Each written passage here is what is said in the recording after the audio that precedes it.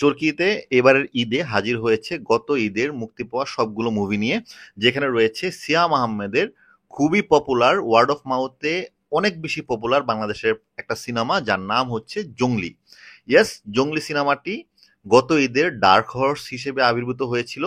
যেখানে বরবাদের মতো সিনেমা ছিল, দাগির মতো সিনেমা ছিল, সেখানে কিন্তু সিয়াম আহমেদের জংলি মুক্তি পাওয়ার কয়েক সপ্তাহের ভিতরেই ওয়ার্ড অফ মাউথে এত বেশি প্রচারণায় চলে আসে যে সকলেই সপরিবারে যেয়ে এই জংলি দেখা শুরু করে। এবং এ বছরের পাবলিক ওপিনিয়নে definitely one of the most favourite movie হচ্ছে জংলি। সো সেটা ডিটেল আমি আপনাদের সাথে শেয়ার করছি, চরকিতে দেখতে পারবেন আপনারা এখন রাইট নাও।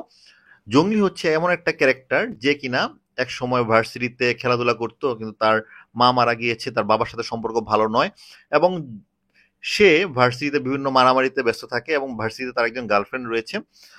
পরবর্তীতে দেখা যায় গার্লফ্রেন্ড তাকে না জানিয়ে বিয়ের আসরে চলে যায়, বিয়ে করতে যায় আরেকজনকে। সেই সময় সিয়াম আহমেদ যেহেতু একটু ফ্রাস্ট্রেটেড, একটু ডিপ্রেসড একটা ক্যারেক্টার, রকচটা একটা ক্যারেক্টার, সে বিয়ের আসরে গিয়ে চিল্লাচিল্লি করে, এবং সেখান থেকে যখন সে বের হয়ে যায় তখন আসলে জীবনে তার আর কোনো হোপ থাকে না। সে আসলে হোপলেস একটা মানুষে পরিণত হয়, বিকজ তার মা নেই, তার বাবার সাথে সম্পর্ক ভালো না, এবং সে আসলে বাঁচতে চেয়েছিল তার যে ভালোবাসার জায়গা, সেই দিঘি চরিত্রে অভিনয় করেছে, সেই দিঘিকে ঘিরে বাঁচতে চেয়েছিল, সেটাও যখন ছুটে যায় তখন সে আসলে জীবনের কোনো আর উদ্দেশ্য খুঁজে পায় না, সে চলে যায় শহর ছেড়ে অন্য জায়গায়।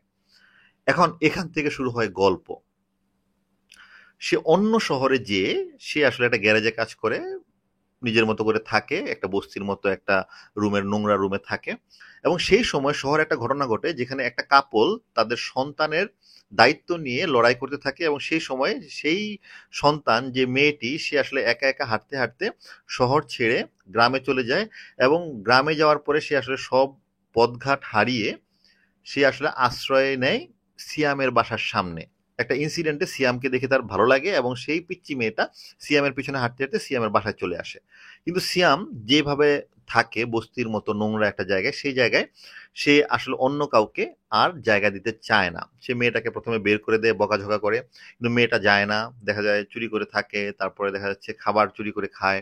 এক সময় সিয়ামের তার প্রতি করুণা হয়, বাচ্চা মেয়েটার প্রতি সুসম্পর্ক তৈরি হয়, এবং একসময় সে আসলে বাবার মতোই তাকে ভালোবাসা শুরু করে মেয়েটাকে। কিন্তু সেই এলাকায় অনেকেই এই বাচ্চাটাকে ঘিরে অনেক ধরনের কথাবার্তা ছড়ায়। সেই সময় এই বাচ্চাটা আবার বুবলির নজরে আসে। বুবলি হচ্ছে সিয়ামের প্রতিবেশী। সেখান থেকে বাচ্চার সাথে বুবলির একটা সম্পর্ক হয়, এবং সেখান থেকে আসলে সিয়ামের বাসায় বুবলির যাতায়াত শুরু হয়। এবং পরবর্তীতে এই বাচ্চাটাকে ঘিরেই আসলে গল্পটা এগিয়ে যায়, যেখানে দেখা যায় যে সিয়াম আহমেদ খুবই প্রোটেক্টিভ ফাদারের মতো আচরণ শুরু করে এই বাচ্চাটাকে ঘিরে। পরবর্তীতে এই বাচ্চাটাকে আবার যখন আদালতে নিয়ে যাওয়া হয়, যখন তার বাবা মা খুঁজতে খুঁজতে, সাংবাদিকরা খুঁজতে খুঁজতে এখানে এসে হাজির হয়, এবং সেখান থেকে সিয়াম অ্যাকচুয়ালি বাচ্চাটার অরিজিনাল বাবা না হয়েও যেভাবে বাবার মতো প্রোটেক্টিভ হয়ে যায়, যেখানে সমাজ তাকে বলে অপহরণকারী, সেখান থেকে আসলে সিয়াম কিভাবে বের হয় এবং সেই বাচ্চাটার আসলে কি পরিণতি হয়, সেটারই গল্প হচ্ছে এই জংলি। এই বাচ্চা মেয়েটা সিয়ামকে জংলি বলে ডাকে, কিন্তু সিয়ামকে জংলি থেকে মানুষে পরিণত করে এই বাচ্চা মেয়েটাই। এই মুভির সবচেয়ে ভালো দিক যদি বলি, ভালো দিক হচ্ছে এই বাচ্চা মেয়েটার অভিনয়, এবং বাচ্চা মেয়েটার সাথে সিয়ামের অভিনয়। সিয়াম এই মুভিটাতে ফাটিয়ে অভিনয় করেছে, যেটা আমি জীবনেও ভাবিনি যে সিয়ামের মধ্য দিয়ে বা সিয়ামের কাছ থেকে এই ধরনের অভিনয় দেখব। সেটা অ্যাকচুয়ালি ইমোশনকে টাচ করেছে।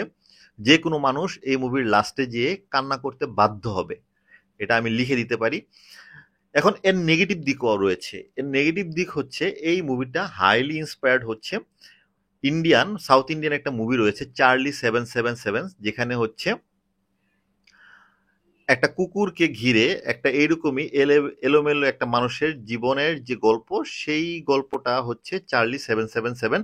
যেখানে ওই যে সিয়ামের যে ক্যারেক্টারের মতো একটা ক্যারেক্টার থাকে, যে খুবই এলোমেলো ভাবে থাকে, ড্রিঙ্কস করে, একা একা থাকে, সে তার বাসার সামনে একদিন একটা ছোট্ট কুকুর চলে আসে, এবং কুকুরটা যেতে চায় না। সেই কুকুরের সাথে আস্তে আস্তে তার একটা বন্ডিং তৈরি হয়, এবং সেই ভালোবাসার জন্য সেই লোকটা অনেক কিছু করে।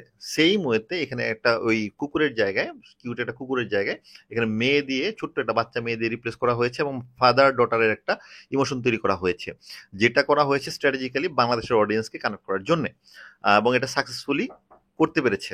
সো এটা চার্লি 777 থেকে ইন্সপায়ার্ড, সেটা আমি আগেই ট্রেলার দেখে গেস করেছিলাম, এবং এটা ট্রু।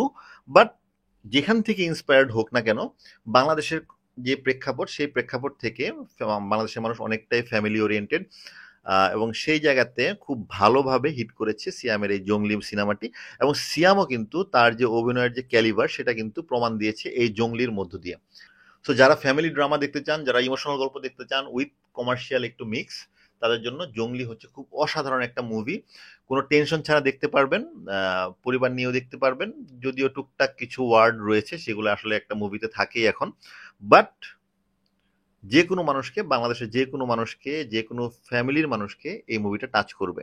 সো জংলির মতো একটা সিনেমা আসলে দেখা উচিত। যারা হলে দেখেননি এখন চরকিতে দেখে নেবেন প্লিজ, বিকজ এটা আসলে একটা ভালো সিনেমা।